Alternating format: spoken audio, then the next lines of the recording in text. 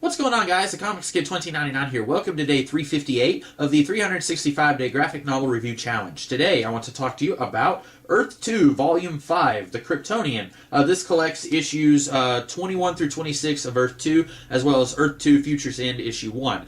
This is written by Tom Taylor with art by Nicola Scott, Trevor Scott, and Pete Penzas. And this continues Tom Taylor's run on the book and continues him doing some of the stuff that he was interested in doing with this series, but it also brings back some of the elements that James Robinson had introduced in his run that Tom Taylor had seemingly forgotten in Volume 4. For example, some of the characters that were barely in Volume 4 or weren't in it at all, they return here. We get to see more of Green Lantern and the Flash than we did in Volume 4. We get to see a little bit more of Hawkgirl.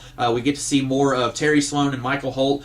There was very clearly something that was going to be done with those characters that was being hinted at in the first 3 volumes, and then they're kind of swept off to the side. They become lackeys of Bedlam, who is one of Darkseid's minions, and they don't really do a whole lot in Volume 4 or Volume 5. They're basically just taken out of the picture in Tom Taylor's portion of this series, but we get to see a little bit more of them here. We get to see Mr. Miracle. The last that we saw of him was in Volume 3, where he and Fury met the Red Tornado, and that is still being ignored because the Red Tornado in Volume 4 got Lois Lane's personality, and now Mr. Miracle is working for Bedlam, so we still don't know what happened to Fury. We still haven't seen her since Volume 3, but this is still taking things in the direction that Tom Taylor was starting things in Volume 4. The stakes still seem very high. This, in a lot of ways, still reminds me of the Days of Future Past story from Marvel Comics, where all the heroes are on the run, and they're being oppressed by the bad guys, and things look completely hopeless, and that's one of the things I really like about this run. I'm still really digging that. I like that this version of Superman, he is still a little bit, he's evil, but he still seems a little bit like Superman. There's one moment here where a Red Tornado introduces herself to Superman, and he's very clearly evil, but he recognizes her and he stops doing what he's doing. And then when she's attacked by parademons, he kills all of those parademons who attacked her. So he still has a love for Lois Lane, but he's working for Darkseid, and that's very fascinating. And I will say the Superman stuff here is kind of wrapped up a little bit, and I was a little disappointed to see it wrapped up so quickly after this wrinkle was introduced in the Superman subplot, because in Volume 4 he seemed like he was just straight up evil and being mind controlled, and then here we find out maybe he's not being mind controlled. He still seems to like his parents. He's telling them, you know, when Darkseid gets here, you guys are probably going to get killed, so I was thinking before he gets here we could spend some time together. It's really fascinating getting to see him be a bad guy, and he kills thousands of people. At one point at the beginning of the book he kills many thousands of people, but then he still has a love for his parents and for Lois Lane. It's very fascinating, and there is a wrinkle introduced here with this Superman subplot. It's interesting, I will say that. It might be something that you'll like more than what was being done with Superman here, or you might like it less. I'm not really sure. But this book, it does do a little bit more with Val Zod. He is the Kryptonian that we see on the cover here. This cover is a little misleading because right there we have Power Girl. She doesn't show up in this volume at all, so I don't know why she was on that cover. But Val Zod, we find out that he is one of 4 Kryptonians who was launched away from Krypton before it exploded. There was Superman, his cousin Kara, who is Power Girl, Val Zod, and one other Kryptonian. And as far as I know, that subplot is never picked up on. We never find out who the 4th Kryptonian is. It was probably going to be something really interesting, but Tom Taylor, he left the book shortly after this volume. I think he wrote a couple more issues after this volume, and then he left the series, so we never get to find out who the 4th Kryptonian is, and that's just another subplot that we can chalk up to staying in limbo and never being solved, because there were several things from James Robinson's run that still haven't been picked up. Remember when Captain Steel went into the fire pit and then he came out screaming about the Red Lantern? So far that's been ignored. The Lois Lane being introduced into the Red Tornado, that kind of put a stop to a subplot with Mr. Miracle and Fury. There's a whole lot of stuff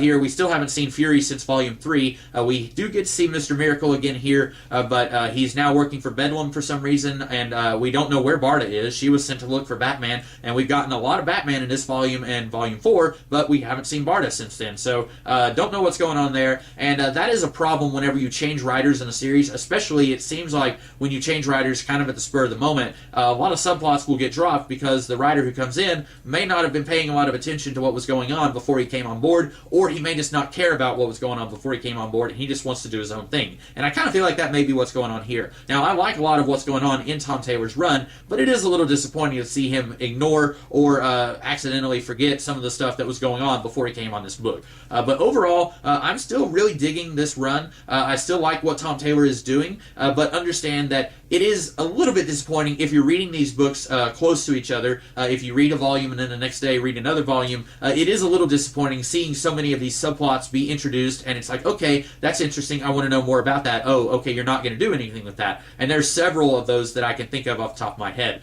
So that is a little bit disappointing. But overall, I am still enjoying the series. I like what's going on here. I like the different takes on some of these characters. Jimmy Olsen here is very different than what we usually see with him, but I still like what they're doing with him. We get a version of a character from Atlantis, but it's nothing like the Aquaman that we know and love.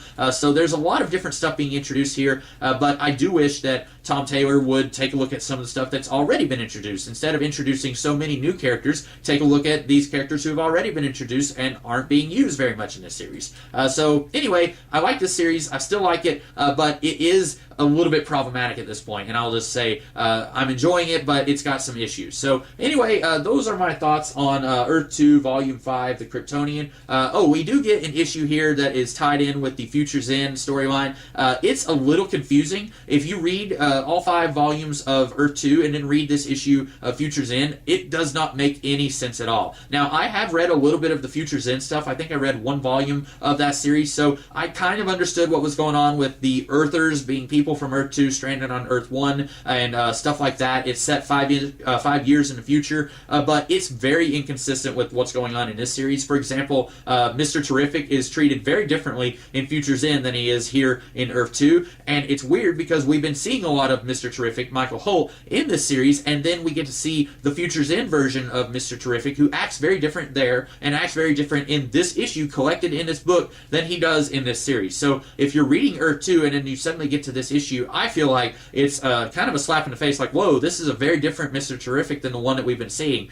He acts more immature and younger 5 years in the future than he does in the present day. That's a little strange. I couldn't tell. Maybe it's not even the same Mr. Terrific. Maybe it's a different version of Michael Holt. We get to see 2 versions of Terry Sloan, and I don't understand if either of them is actually from Earth 2. I doubt it. But anyway, that was a weird issue, kind of inconsistent with everything that's been going on here. It might read better if you read it with all of the other stuff with Futures End, but it doesn't work very well with the Earth 2 series. But anyway, those are my thoughts on the Kryptonian. I hope that you guys liked this review, and if you did, be sure to like, share, comment, and subscribe, and I'll be back tomorrow with a different video. In the meantime, you guys have a great rest of the day. Catch you later.